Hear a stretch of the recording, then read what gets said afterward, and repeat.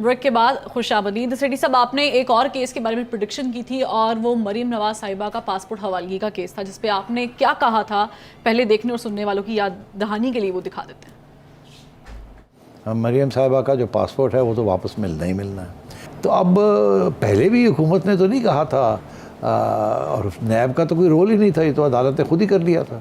तो अब अगर इनको बुलाएंगे तो ये कह देंगे आगे से, जी हमें तो कोई प्रॉब्लम ही नहीं है, आप बिल्कुल, ये आपका फ़ैसला, हम इनको नहीं रोकना चाहते और आप इनका पासपोर्ट इनको वापस कर दें। फिर मेरी प्रेडिक्शन ये है कि मरीम साहिबा का ये केस फ़ारग हो जाएगा, मरीम की एक्विटल ख़त्म हो जाएगी, मरीम को पासपोर्ट उसका वापस मिल जाएगा, मरीम बाहर चली जाएंगी कुछ अरसे के लिए, उनकी जेन्युइनली कुछ हेल्थ इश्यूज़ हैं और ज़ाहिर है उसके अलावा भी सियासी तौर पे भी वो अपने वालिद से मिलना चाहेंगे। उसके बाद नवाज शरीफ साहब वापस आएंगे। पासपोर्ट मिल गया है, आपने प्रेडिक्शन पहले कर दी थी, अभी आपकी प्रेडिक्शन का एक फेज़ रहता है, वो शायद मैं एंड पर डिस्कशन उस पर करूँगी, लेकिन ये तो हो गया, पासपोर्ट मिल गया और अब वो जाने की तैयारी में भी हैं और फिर कोई वाने को भी है। तो बिल्कुल जाएंगी बिल्कुल, और मियाँ साहब को साथ लेके आएंगी और बहुत बड़ा जलसा होगा, बहुत उनकी। अच्छा, जलसा भी होगा? बिल्कुल जलसा ही होगा ना, जैसे बेनज़ीर भुट्टो साहिबा जब वापस आई थी तो उनके लिए लाखों लोग गए थे, इस दफ़ा जाएंगे लोग और आप देखिएगा किस तरीके से उनका खैर मकदम होता है। क्योंकि देखिए ये मुस्लिम लीग के लीडर तो नवाज शरीफ साहब हैं, प्राइम मिनिस्टर साहब जो हैं वो तो एक पार्लियामेंट्री पार्टी के लीडर हैं, मगर जो रियल लीडर हैं वो तो नवाज शरीफ साहब हैं और उन्हीं की इज़्ज़त है, उन्हीं के वोट है और सबको पता है उनके साथ ज़्यादती हुई है। आज लोगों को समझ आ रही है कि किस इकामा के ऊपर किस तरीके से सुप्रीम कोर्ट के जजेस ने क्या ज़्यादतियाँ की हैं और उनको कैसे डिस्क्वालीफाई किया, ये अब सबको पता चल गया है। और वो जो चीफ़ जस्टिस थे उनकी their name is mud in the annuls of history. किताबें जब लिखी जाएंगी, जो लिखी जा रही हैं उनको माफ़ नहीं किया जाएगा।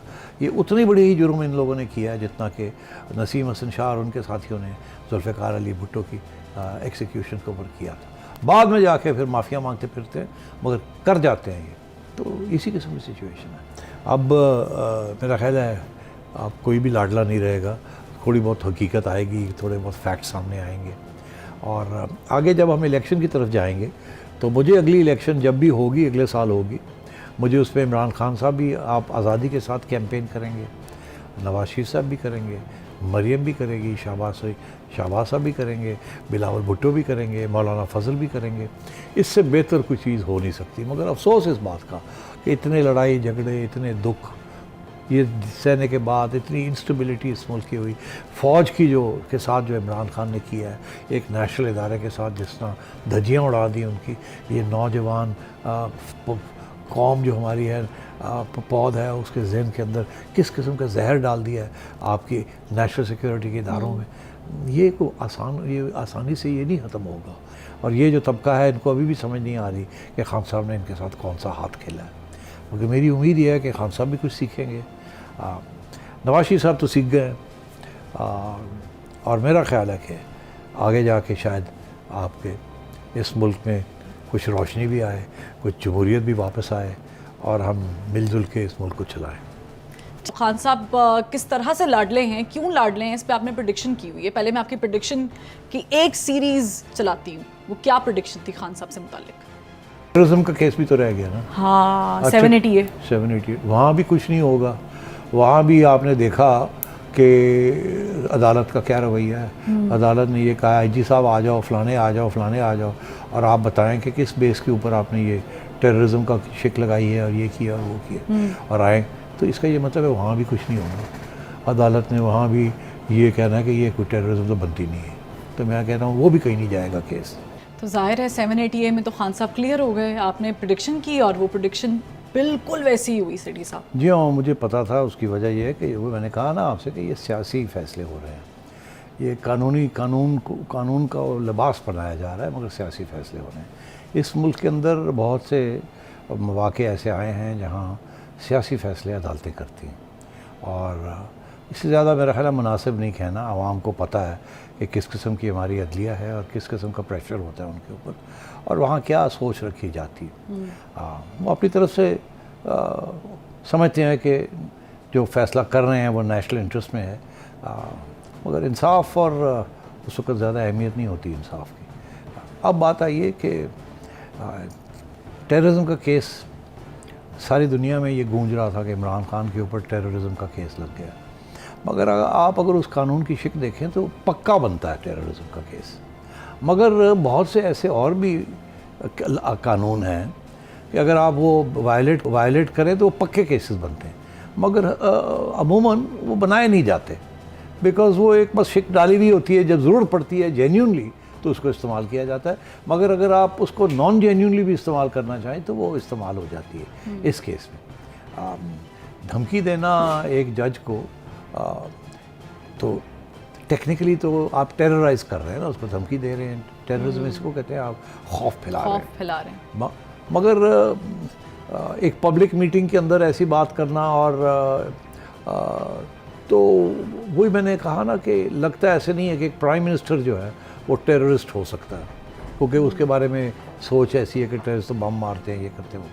इसलिए मुझे पता था कि ये केस कहीं नहीं जाएगा। अलबत्ता अगर ये तलाल होता या दानियाल होता या हाशमी होता तो उनके ऊपर टेररिज्म भी लग के और सज़ा भी हो जाती थी। तो ये होता है माहौल और ये होता है सियासत और अदालत। अब आप आइए आगे, तो इसलिए मैंने ये प्रेडिक्शन की थी कि इसको कभी भी नहीं इसको हाथ लगाएंगे, इसको फारग कर देंगे। फिर जब उनको फिर मेरा ख्याल है वकील को बता दिया गया था कि आप रास्ता ढूंढे। खान साहब चले गए उनके चैम्बर्स जज साहिबा के पास, वहाँ भी जाके उन्होंने एक किस्म की माजरत की, तौहीन अदालत में गए, तौहीन वो भी केस था, बिल्कुल, उस पे भी हम सॉर्ट आपका रखा हुआ। हाँ, वो भी होगा फारग। उसकी मैंने यही कहा था कि वो भी फारग होगा। मैं चाहूंगी सर और ये रास्ता अदालत ने दिखाया उनको, बिल्कुल। और तो अभी वो दिखा दें, क्योंकि मैं बताऊंगा आपको कि उन्होंने कोई माफ़ी नहीं मांगी, उसके बावजूद उनको छूट दे दी। ठीक है, वो सेठी साहब का जो शॉट जिस पे सेठी साहब ने प्रेडिक्शन की थी कि किस तरीके से यहाँ से भी उनको इजी कराया जाएगा, इजीनेस हो जाएगी, वो दिखा दें। मुझे तो कोई ख़तरा नज़र नहीं आ रहा खान साहब की तरफ। आपको लग रहा है कि बिल्कुल उनके लिए जो माहौल है वो बड़ा साजगार है? साजगार लफ्ज़ बहुत स्ट्रॉन्ग है, मगर नासाज नहीं है। नासाज नहीं है, और इसीलिए खान साहब धनधना रहे हैं। वाकई माहौल उनके लिए साजगार तो बहुत बड़ा लफ्ज़ है, लेकिन नासाज भी नहीं है। और आपने प्रेडिक्शन की थी और वैसा ही हो गया। तौहीन अदालत में भी उनकी दरख्वास्त जो है, जो ज़ाहिर उनको नोटिस शो काज किया गया था, वो खारिज हो गया। आप कह रहे थे कि उन्होंने माफ़ी नहीं मांगी? जी, माफ़ी नहीं मांगी। और इस वक्त जो कमेंट्री हो रही है वो सारे यही कह रहे हैं कि माफ़ी शाफ़ी उन्होंने नहीं मांगी, क्योंकि उन्होंने कहा था मैं नहीं मांगूंगा। अब अदालतें जो हैं हाई कोर्ट तक तो कोशिश कर ली उन्होंने कि जी किसी तरीके से माफ़ी मंगवा लें, उन्होंने नहीं मांगी। लेकिन वो गए ना सिटी साहब। अच्छा, तो अब वो देखिए, इसमें कानून बड़ा क्लियर है। तो मैंने कहा ना, कानून क्लियर होने के बावजूद कानून की बालादस्ती नहीं होती, बिकॉज और से ऐसी चीज़ें रास्ते में आ जाती हैं। अब कानून ये कहता है कि आपके इरादे जो मर्जी हों, सिर्फ इरादे के साथ तौहीन नहीं होती। अगर आपका इरादा है तौहीन करना तो फिर तो और बात है, मगर अगर इरादा नहीं है और तौहीन आप कर देते हैं, फिर भी उसको तौहीन समझा जाएगा, क्योंकि आपको एक ज़िम्मेदार शख्स सोचा जाता है। और फिर आप आए और माफ़ी मांगे, अनकंडीशनल माफ़ी मांगे। अगर आपका इरादा नहीं था तो अनकंडीशनल माफ़ी मांगे तो आपको छोड़ दिया जाएगा। तो खान साहब के बारे में उन्होंने खान साहब को कहा कि आप एक नया एफिडेविट लिख के आए, ये जो आपने लिख के भेजा ये नहीं, इस पर तो आप टंगे जाएंगे, फिर से लिख के लेके आए। और हामिद खान साहब को भी समझाया कि आप जाके इनको समझाएं, फिर से ड्राफ्ट करें, ये इधर उधर की बात नहीं चलेगी।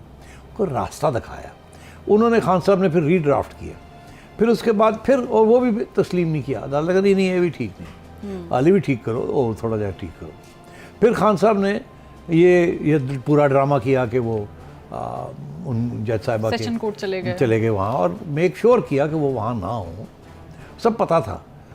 और वहाँ गए और ये पूरी एक प्लान के मुताबिक, क्योंकि अगर वहाँ होते तो वो पूछ सकती थी कि ये माफ़ी तो नहीं है, तो ये भी रिस्क कोई नहीं लेना चाह रहा था, ताकि वो नहीं आई। और इन्होंने जाके वहाँ कि अगर आपकी दिल आज़ारी हुई है तो फिर आई एम सॉरी। ये नहीं होता कि अगर ऐसे हुआ, अरे भाई हो गया ना, इस्टेब्लिश हो गया कि हुई है, अब आप ये क्यों कह रहे हैं अगर हुई है। ये वही बात आई कि मेरा तो इरादा नहीं था, अगर मेरे इरादे के बावजूद आप अपसेट हो गए तो आई एम सॉरी। ये वही आर्ग्यूमेंट है कि मेरा इरादा नहीं था। अब बात यह है कि ये जो आज उन्होंने एफिडेविट दी थी खान साहब ने, उसके अंदर भी यही है, कहता है कि मैंने शायद रेड लाइन क्रॉस की है, might have cross, might have यानी I have crossed a red line, मुझे इस बात का एहसास है कि मैंने रेड लाइन क्रॉस की है। तो ये हुई बात, नहीं ये नहीं कहा, शायद मैंने की है, या हो सकता है कि मैंने की हो। तस्लीम नहीं मैं कर रहा कि मैंने सोची समझी की है, या गैर सोची समझे बगैर भी मैंने कर दी है, वो नहीं तस्लीम कर रहा। फिर भी आगे चले हम, फिर कहता है कि मेरा इरादा नहीं था, I never intended to threaten the honourable जज and there was no intention behind the statement to take any action other than legal action. मतलब है कि जो मैंने धमकी दी थी, मेरा बिल्कुल इरादा नहीं था कि सिवाय लीगल एक्शन के मैं और भी किसी किस्म का एक्शन लूँ। फिर वही इरादा आगे जाके कहता है कि मैं तैयार हूँ जज साहिबा को एक्सप्लेन करने के लिए और क्लैरिफाई करने के लिए कि मेरा कभी इरादा नहीं था। और फिर जाके फिर यही बात करता है कि मेरा कभी इरादा नहीं था कि मैं अदालत की तौहीन करूँ। हर जगह पे अपने इरादे की बात कर रहा है। ये बातें तो वो जो 3 साहब हैं जिनको डिस्क्वालीफाई कर दिया गया है या सज़ाएँ दे दी गई हैं अदालतों ने, उनका भी यही मौक़िफ़ था कि हमारा इरादा नहीं था, वो हो गया तो माफ़ी दे दें। हम तो अनकंडीशनल माफ़ी मांगते हैं, नहीं दी। तो मैं समझता हूँ इस तरीके से इंसाफ की धज्जियाँ हमारे कस्टोडियंस ऑफ इंसाफ करते हैं, और इसकी पूरी तारीख़ है और पूरी किताबें लिखी गई हैं इसके ऊपर। मगर एक बात की मुझे बड़ी खुशी हुई, वो क्या? कि इसके बाद अब आप जो मर्ज़ी कह लें अदालतों के ख़िलाफ़ और अदालतों की जजमेंट्स के ख़िलाफ़ और अदालतों के रिमार्क्स के ख़िलाफ़, अब कौन सा जज होगा जो कि किसी को भी तौहीन अदालत के केस के अंदर कन्विक्ट करेगा। YouTube पर गूगली न्यूज देखने के लिए youtube.com की सर्च बार में गूगली न्यूज टीवी टाइप करें। गूगली न्यूज के पेज पर सुर्ख रंग के सब्सक्रिप्शन वाले बटन पर क्लिक करना ना भूलिए। YouTube पेज पर अपलोड होने वाली वीडियोस से बाखबर रहने के लिए बेल आइकन पर क्लिक कीजिए। आपको हर नई वीडियो के बारे में नोटिफिकेशन मौसूल हो जाएगा।